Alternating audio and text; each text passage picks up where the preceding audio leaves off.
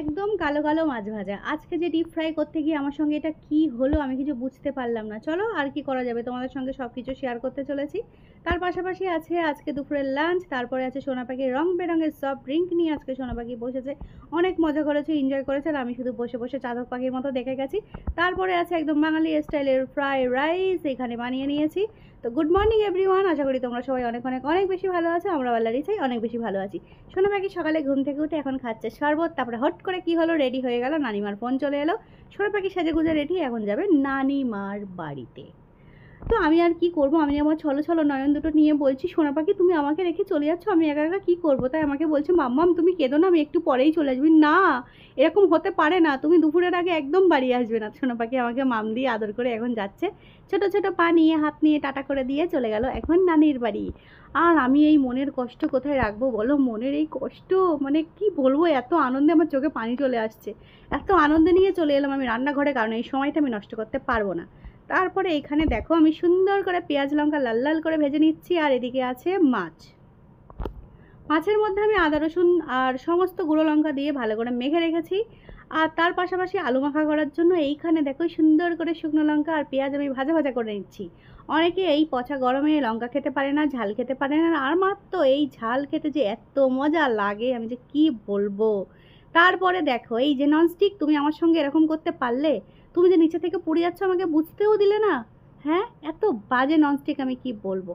বাজে ননস্টিক না, আমি বলদের মতো এখানে দাঁড়িয়েই আছি ভাবছি হচ্ছে, কিন্তু অবশেষে উল্টিয়ে দেখি এরকম ডিপ ফ্রাই কালো কালো হয়ে গেছে। আসলে এগুলো আদা রসুনের পেস্ট, যেগুলো একটু পুড়ে পুড়ে গেছে, তো কোনো ব্যাপার না, আমি এতে শুকনো লঙ্কা দিয়ে সুন্দর করে আমি মজা করে করে খেয়ে নিতে পারবো, কোনো অসুবিধা হবে না। তো তারপরে ওপর থেকে দেখো দিয়ে দিলাম আমি শুকনো লঙ্কা, তারপর একটু সুন্দর করে সফট করে নাড়াচাড়া করে নিয়ে ঢাকনাটা বন্ধ করে দেবো।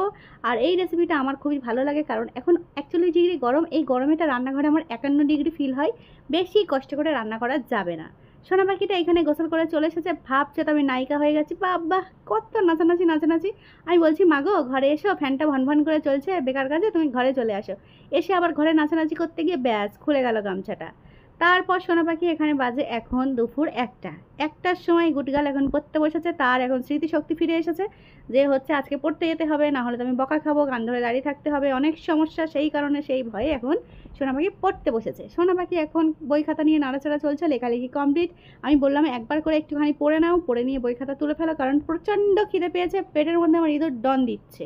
তো আমি এখন সোনা পাখির অপেক্ষায় বসে আছি, ভাবলাম কি করে একটু ডিটক্স ওয়াটার বানিয়ে নিই। বাবা এত খাওয়া দাওয়া করলে হবে? দিন দিন তো ওয়েটটা বেড়েই চলেছে। তারপরে এখানে দেখো আমি দিয়ে দিয়েছি শসা, লেবু আর চিয়া সিড দিয়ে একটু ভালো করে এখানে পানি দিয়ে নিলাম।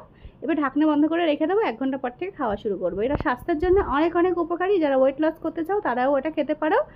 তো তোমরাও চাইলে এটা বানিয়ে খেতে পারো গরমের দিনে, বেশ একটা ভালো জিনিস। তারপরে চলে এলাম সোজাসুজি দুপুরের লাঞ্চ করতে। সোনা পাখির পড়াশোনা কমপ্লিট হয়ে গেছে, এখানে ভাতটা নিয়ে চলে এলাম। সোনা পাখিকে বলছি, যাও সোনা পাখি হাতটা এবার ধুয়ে নাও, আমার তো খিদেতে আমি এবার অজ্ঞান হয়ে পড়েই যাব। তারপরে সোনা পাখিটা এখানে দেখো হাত ধুয়ে নিচ্ছে, বারবার করে বলি ভাতটা ঘরে আনার আগে তুমি হাতটা ধুয়ে নেবে, হবে না, আমি আসার পরেই ম্যাডাম যাবে। তো তারপরে সোনা পাখিটা চলে এলো, এর মা আমি দুজনে বসে শান্তি করে ভাতটা খেয়ে নিই। খাওয়া দাওয়া কমপ্লিট হয়ে গেল, সোনা পাখি খাচ্ছে এখন সফট ড্রিঙ্ক। বা গো, মুখে হাসিটা দেখেছো? মনে হচ্ছে 50 কোটি টাকার হাসি। সেই হাসি হাসছে, ওরে বাবা কি শান্তি কি মজা, সোনা পাখি দেখেই আমার জানটা শান্তি হয়ে গেল। মনেই হচ্ছে না যে এখন 41 ডিগ্রি গরম, বাবা একদম কুল কুল লাগছে। সোনা পাখি বসে বসে এখন সফট ড্রিঙ্কটা এনজয় করছে, আর আমি সোনা পাখিকে দেখে দেখে এনজয় করছি। কি করবো আর বলো, মনে অনেক কষ্ট, চাইলেও খেতে পারি না আমি, এত কষ্ট আমার। কারণ আমি যদি 10 গ্রাম খাই আমি 10 কেজি বেড়ে যাই, কিচ্ছু করার নেই আমার। তো সোনা পাখি এখন বসে বসে খাচ্ছে, আর আমি দেখছি আর ভাবছি ছোটোবেলাটা আমার মনে হয় এরকমই ছিল, আমি এত মজা করেছি সব টেনশন ছাড়াই। তারপরে সোনা পাখি বিকালে ঘুম থেকে উঠে দেখলে তোমরা চেটে চেটে আমাকে চিপস দিচ্ছে, এটা কত বড় অপমান ভাবা যায়। আমাকে চেটে চেটে তারপর দিচ্ছে, এখানে আমার সঙ্গে কত ইয়ার্কি মারছে, মেয়েটা আমার ব্যাপক ইয়ার্কিবাজ হয়ে গেছে। মায়ের সঙ্গে ইয়ার্কি মারছে, বুঝতে পারছো তোমরা? এই বয়সে আমি মনে হয় আমার মায়ের সঙ্গে কোনোদিন এরকম ইয়ার্কি করিনি, এরকম ইয়ার্কি করলে হয়তো ঠাটিয়ে চড় খেতাম, আমি জানি না, মনে পড়ে না কিছুই। তারপরে সোনা পাখি আজকে চিপস খাচ্ছে, তারপর চিপসের প্যাকেটটা গেছিলো উড়ে, সারা খাট ভর্তি হয়ে গেল। তারপর সোনা পাখিটা এইখানে দেখো বসে বসে খাচ্ছে বিস্কিট আর পানি। আর সোনা পাখির মুখটা আজকে দেখো ভালো করে, না বাচ্চাটা আমার ঘুমাতে পারছে না, হারে বাচ্চাটা আমার রাত্রে গরমে কারেন্ট অফ থাকে 3 থেকে 4 ঘন্টা, দুপুরে শুলেও কারেন্ট অফ হয়ে যায় 2 থেকে 3 ঘন্টা। বাচ্চাটা আমার ঘুমাতে পারছে না, চোখগুলো একদম ছোট ছোট হয়ে আছে, আর কি করা যাবে বলো। কিছু করার নেই, কারেন্ট অফ থাকলে আর কী করা যাবে। তারপরে এখানে সোনা পাখিটা এখন বসে বসে খাচ্ছে একদম ঝিমিয়ে ঝিমিয়ে, আজকাল তো পড়তে গিয়েও বাচ্চাটা ঘুমাচ্ছে। তারপরে সোনা পাখিটা এখন দেখো ব্যাগ নিয়ে পড়তে যাচ্ছে। আমার তো একদম ইচ্ছাই ছিল না যে আজকে পড়তে পাঠাবো, একটু ভাবছিলাম শুয়ে একটু রেস্ট নিলে নিক। তারপর সোনা পাখি নিজেই বলছে আমি পড়তে যাব, আমার সব বন্ধুরা আসবে, আমি পড়তে যাবো মা, আমি বাড়ি থাকবো না, আমি বাড়িতে এসে খেয়ে দিয়ে তাড়াতাড়ি করে ঘুমিয়ে পড়বো। তো আমি বললাম ঠিক আছে যাও, তাই হবে। আর সোনা পাখি এই যে এখনও কোন জুতোটা কোন পায়ে পড়বে সেটা আজও ঠিক করতে পারে না। তো সবসময় জুতো পরার আগে আমাকে জিজ্ঞেস করে মাম্মা আমি কোন জুতোটা পরবো, এই পায়ে দেবো না ওই পায়ে দেবো, আমি বলে দিলাম।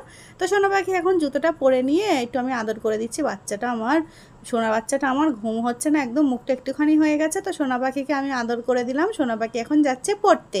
আর রোজ দিন পড়তে যাওয়ার সময় যেই ঢংটা করে আমাকে বলে তুমি কিন্তু আমার পেছন পেছন যাবে না, আমি একা একা যেতে চাই, আমি বড় হয়ে গেছি। আমি আরে পাগল, ওই অন্ধকারে এখন ওখানে বিড়াল আছে কি কুকুর আছে তার কোনো ঠিক নাই, চলো আমি তোমাকে একটুখানি দিয়ে আসি। তো সোনা পাখি আমার উপর অনেক রাগ করে করুক বাবা, আমার একটা মাত্র মেয়ে, আমি একদম ওরকম একা একা যেতে দিতে পারবো না, যতই রাগ করুক আমরা এই কাটাপ্পা বুড়ি। তারপর সোনা পাখি চলে এলো পড়তে। সোনা পাখি জাস্ট গেটের পাশেই পড়তে যায়।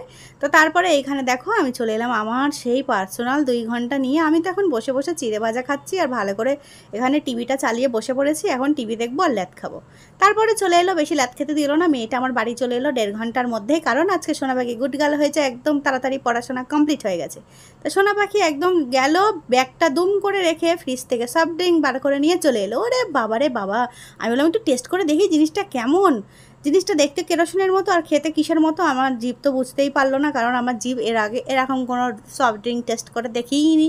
তো তারপরে এখানে বললো সোনা পাখি আমাকে বললো মামা গ্লাসটা ধরো, এটা ভালো করে আমি ছিঁড়ে ফেলে দিই, তারপর আমি খাবো। তারপর দেখো পাইপটা উল্টো করে নিচ্ছে, পাইপটা ঠিক করছে। আমি খাটের উপর পড়ুক টাক, তারপর তোমার মজা আমি দেখাবো। তো তারপরে এইখানে সোনা পাখিটা খাচ্ছে আর আমাকে বলছে মাম্মাম তুমি খাবে? বলছি না বাবা, একটুখানি খেলাম, আমার তো মুখের মধ্যে বোম ব্লাস্ট হলো, আসলে কি জিনিসটা আমি বুঝতেই পারলাম না। তো চলো, সোনা পাখি এখানে খাচ্ছে, আমাকে আবার বলছে মাম্মাম আর একটু খাও না প্লিজ প্লিজ। তারপর আবারও ঢুকুস করে একটুখানি নিলাম। আসলে কন্ট্রোল জিনিসটাই আমার নেই, ওটা আমি পারবো না জীবনে। এই যে ডায়েট আমার দ্বারা হবে না গো, হবে না, সব বেকার। মনে একটু সান্ত্বনা দেওয়ার জন্য মাঝে মাঝে একটু করি আর কি। তো তারপরে সোনা পাখিটা দেখো একের পর একবার করে আনতেই চলেছে। আমি কতগুলো খেতে হবে, ওটা থাক কালকে খেয়ে এক্ষুনি দেখতে খেলে না, হবে না হবে না, এটা আমাকে এখনই খেতে হবে। তো ফুটিটা খাওয়ার পরে এইখানে দেখো আবার লজেন্স নিয়ে বসে পড়েছে, মানে আজকে সারাদিন উল্টো পাল্টা জিনিস খেতেই চলেছে। তারপরে সোনা পাখির জন্য এইখানে আমি বানিয়ে নিয়েছি একদম বাঙালি স্টাইলে আলু ভাজা ডিম ভাজা দিয়ে ফ্রাই রাইস।